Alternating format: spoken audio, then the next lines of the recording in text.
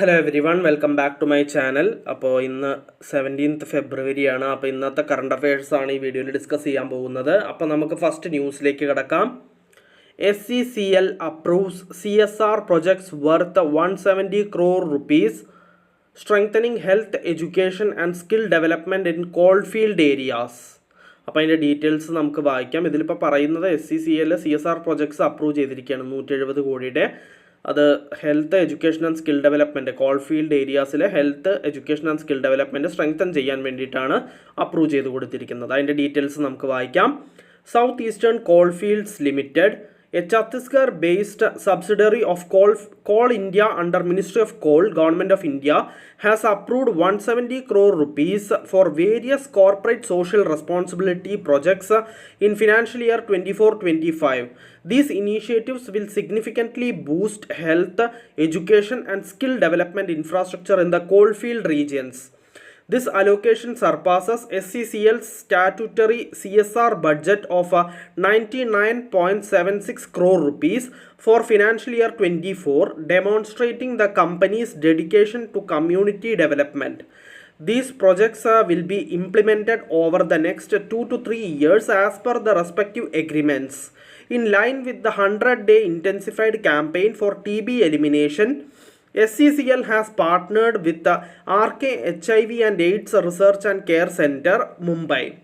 SCCL is also investing in skill development through a 3.12 crore rupees MOU with the Apparel Training and Design Center, Gurugram.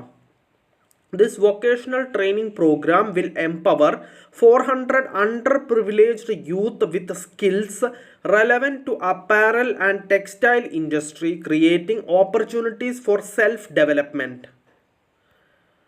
നമുക്ക് next ന്യൂസിലേക്ക് കിടക്കാം.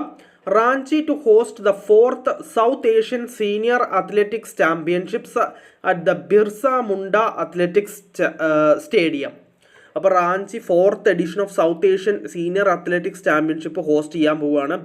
Birsa Munda athletics സ്റ്റേഡിയത്തിൽ വെച്ചിട്ടാണ് നടക്കുന്നത്. അതിൻ്റെ details നമുക്ക് വായിക്കാം. അപ്പോൾ Ranchi will host the 4th South Asian Senior Athletics Championships at the Birsa Munda Athletics Stadium from March 3rd to 5th, 2025. Sri Lanka Athletics announced that athletes from India, Sri Lanka, Pakistan, Bangladesh, Nepal, Bhutan and Maldives will compete in the championship. Ranchi was originally scheduled to host the championships from October 4 to 6 last year, but the event was postponed. This event marks the return of the championships to India after 17 years, with the last edition held in 2008. The first two editions of the South Asian Senior Athletics Championships were held in 1997 and 1998. അപ്പോൾ നമുക്ക് next ന്യൂസിലേക്ക് കടക്കാം. 20 NBFCs surrender registration certificates to RBI. അപ്പോൾ 20 NBFCs non banking financial companies registration surrender ചെയ്തിരിക്കുകയാണ് certificates to RBI. അതിൻ്റെ details വായിക്കാം. The Reserve Bank of India on Friday said 20 non-banking financial companies, including Reliance Commercial Finance and IDFC Limited, have surrendered their certificate of registration. Of these, 2 non-banking financial companies have surrendered their certificate of registration as they have exited from the non-banking financial institution business. These NBFCs are Manoway Investments Private Limited and Reliance Commercial Finance Limited, IDFC Limited, IDFC Financial Holding Company Limited and other 16 entities surrendered the certificate of registration as it ceased to be a legal entity due to amalgamation or merger. Besides, the RBI cancelled the certificate of registration of 17 NBFCs, the central banks said in another statement. അപ്പോൾ നിങ്ങൾക്ക് കാര്യങ്ങൾ മനസ്സിലായിട്ടുണ്ടാവും. ഈ non banking financial കമ്പനീസാണ് certificate of registration surrender ചെയ്തത്. ചിലതൊക്കെ അമാൽഗമേഷനും മെർജറും കാര്യങ്ങൾക്കൊക്കെ വേണ്ടിയിട്ടാണ്. പിന്നെ 17 NBFCസിൻ്റെ സർട്ടിഫിക്കറ്റ് ഓഫ് രജിസ്ട്രേഷൻ ക്യാൻസൽ ചെയ്യുകയും ചെയ്തിട്ടുണ്ട് RBI. അപ്പോൾ നമുക്ക് നെക്സ്റ്റ് ന്യൂസിലേക്ക് കിടക്കാം. RBI imposes penalties on Shriram Finance Nainital bank and Ujjivan small finance bank for regulatory lapses. അപ്പോൾ റെഗുലേറ്ററി ലാപ്സസിൻ്റെ പേരിൽ ആ ഒരു കാരണത്താൽ RBI പെനാൾട്ടീസ് ഇമ്പോസ് ചെയ്തിരിക്കുകയാണ് ശ്രീറാം ഫിനാൻസിൻ്റെ മേൽ, നൈനിത്താൽ ബാങ്കിൻ്റെയും അതേപോലെ ഉജ്ജീവൻ സ്മോൾ ഫിനാൻസ് ബാങ്കിൻ്റെയും മേലിൽ. അപ്പോൾ നമുക്ക് അതിൻ്റെ ഡീറ്റെയിൽസ് വായിച്ചാൽ കൂടുതൽ മനസ്സിലാവും. The Reserve Bank of India has levied penalties on Shriram Finance, Nainital Bank and Ujjivan Small Finance Bank for failing to adhere to certain regulatory guidelines. The central bank fined 61.4 lakh rupees on Nainital Bank for non-compliance with directions on interest rate on advances and customer service. അപ്പോൾ ആ ഒരു കാരണത്താൽ 61.4 ലക്ഷം രൂപയാണ് നൈനിത്താൽ ബാങ്കിൻ്റെ മേൽ ചുമത്തിയിരിക്കുന്നത് RBI. പിന്നെ പറയുന്നത് the private sector bank did not benchmark certain floating rate loans extended to MSMEs to an external benchmark rate and levied penal charges for non-maintenance of minimum balance in savings bank accounts at a flat rates instead of the charges being directly proportionate to the extent of shortfall. The fine on Ujjivan was 6.7 lakh rupees as it failed to issue loan agreements to certain borrowers at the time of sanction or disbursement of loans. Shriram Finance was slapped with 5.8 lakh rupees fine for failing to put in place a system of a periodic review of risk categorization of accounts among other issues. അപ്പോൾ അതിൻ്റെ ബാക്കി details നിങ്ങൾക്ക് വായിക്കാം. നമുക്ക് next ന്യൂസിലേക്ക് കിടക്കാം. LIC launches marketing tech platform under Project Dive set to redefine customer engagement. അപ്പോൾ LIC marketing tech platform under Project ഡൈവിൽ ലോഞ്ച് ചെയ്തിരിക്കുകയാണ് കസ്റ്റമർ എൻഗേജ്മെൻറ്റ് റീഡിഫൈൻ ചെയ്യാൻ വേണ്ടി. അപ്പോൾ അതിൻ്റെ ഡീറ്റെയിൽസ് നമുക്കൊന്ന് വായിക്കാം. State owned Life Insurance Corporation of India on Friday said it has launched its marketing technology platform to redefine customer engagement. The platform is the first major milestone in Project Dive. Dive full form ആണ് Digital Innovation and Value Enhancement. This launch represents LIC's first step towards becoming a global digital champion in the insurance industry. The MarTech platform introduces an intelligent multi-channel engagement capability enabling LIC to run hyper-personalized always on campaigns that enhance customer experience and drive business growth, with the first pillar under Project Dive now live. It said LIC reinforces its commitment to innovation, customer centricity and digital excellence. അപ്പോൾ നമുക്ക് next ന്യൂസിലേക്ക് കിടക്കാം.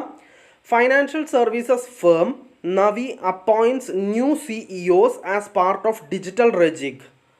അതിൻ്റെ details വായിക്കാം. Financial services player Navi group announced the appointment of 2 CEOs for its companies including Navi Technologies and Navi Finserve.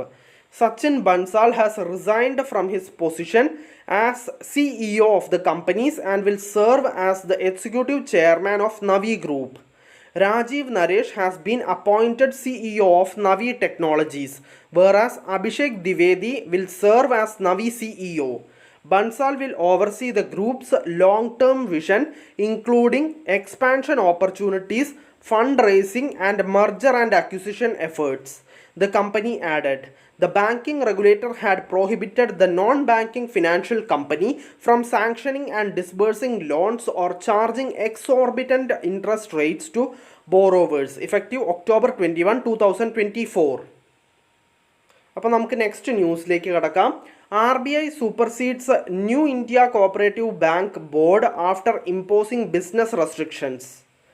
അപ്പോൾ അതിൻ്റെ details വായിക്കാം. The Reserve Bank of India superseded the board of the Mumbai-based New India Cooperative Bank for 12 months and appointed Srikanth, former Chief General Manager of State Bank of India, as administrator to oversee the bank's affairs during this period. Additionally, the Reserve Bank of India has appointed a committee of advisors to assist the administrator.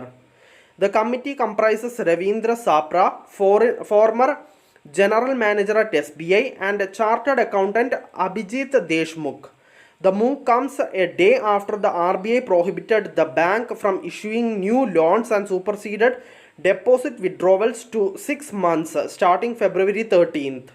The central bank cited supervisory concerns arising from recent material developments.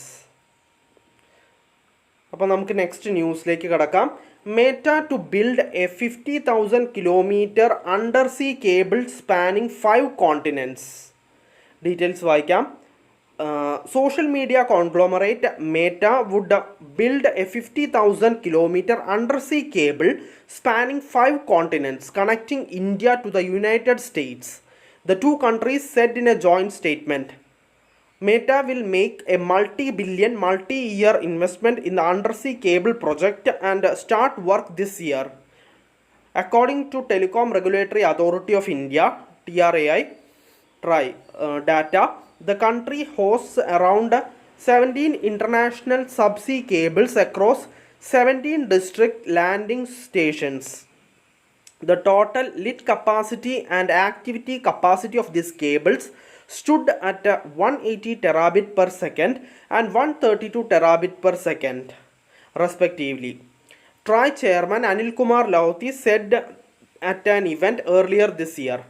Apart from these, two new cable systems, India Asia Express IAX and India Europe Express IEX, collectively over 15,000 km long, are owned by Reliance Jio and scheduled to go live by the end of 2025. According to reports, the IAX cable system is expected to connect Chennai and Mumbai, the two major landing stations in India, to Singapore, Thailand and Malaysia. നമുക്ക് next ന്യൂസിലേക്ക് കടക്കാം. SEBI to Titan related party transaction disclosure norms for listed firms. Listed companies may soon face stricter disclosure requirements for related party transactions. Securities and Exchange Board of India chairperson Madhabai Puri Butch announced on Friday that the new standards, deliberated and cleared by the Industry Standards Forum, will be notified and integrated into the regulations soon. The approved RPT disclosure standards will require listed companies to provide more detailed information while seeking approval for RPTs from audit committees and shareholders.